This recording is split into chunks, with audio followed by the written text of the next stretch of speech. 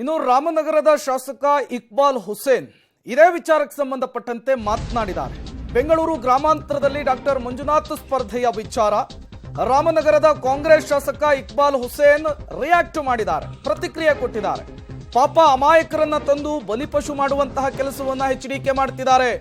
ಎಚ್ಡಿಕೆಗೆ ತಾಕತ್ತಿಲ್ವಾ, ಗಂಡಸ್ತನ ಇಲ್ವಾ ಅಂತ ಹೇಳಿ ಪ್ರಶ್ನೆಯನ್ನ ಮಾಡಿದ್ದಾರೆ. 2 ಬಾರಿ ಸಿಎಂ ಆದವರಿಗೆ ಸ್ಪರ್ಧಿಸುವ ತಾಕತ್ತಿಲ್ವಾ ಅಂತ ಹೇಳಿ ಮಾರ್ಮಿಕವಾಗಿ ನುಡಿದಿರುವಂತಹದ್ದು. ಡಿಕೆ ಸುರೇಶ್ ವಿರುದ್ಧ ಡಾಕ್ಟರ್ ಮಂಜುನಾಥ್ ಅವರನ್ನ ಹರಕೆಯ ಕುರಿ ಮಾಡ್ತಾ ಇದ್ದಾರೆ. ರಾಮನಗರದಲ್ಲಿ ಕಾಂಗ್ರೆಸ್ ಶಾಸಕ ಇಕ್ಬಾಲ್ ಹುಸೇನ್ ಹೇಳಿಕೆಯನ್ನು ಕೊಟ್ಟಿರುವಂತಹದ್ದು. ಈ ಮೂಲಕ ಬೆಂಗಳೂರು ಗ್ರಾಮಾಂತರ ಲೋಕಸಮರ ಅಖಾಡ ರಂಗೇರ್ತಾ ಇದೆ. ಶಿವಕುಮಾರ್ ಸಾಹೇಬರು, ಮುಖ್ಯಮಂತ್ರಿಗಳು ಎಲ್ಲರೂ ಕೂಡ ಇವತ್ತು ಪ್ರತಿ ಮನೆಗೂ ಕೂಡ ಇವತ್ತು ಭೇಟಿ ಮಾಡಿ ನಾವು ನಮ್ಮ ಪಕ್ಷದ ಬಗ್ಗೆ ನಾವು ಎಲ್ರಿಗೂ ಕ್ಯಾನ್ವಾಸನ್ನು ನಾವು ಪ್ರಚಾರವನ್ನು ನಾವು ಮಾಡ್ತಾ ಇದ್ದೀವಿ.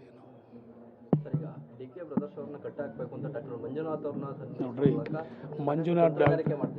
ಡಾಕ್ಟರ್ ಮಂಜುನಾಥ್ ಅವರು ಒಳ್ಳೆ ಡಾಕ್ಟ್ರು, ರಾಜಕಾರಣಕ್ಕೆ ಪಾಪ ಅಮಾಯಕರು.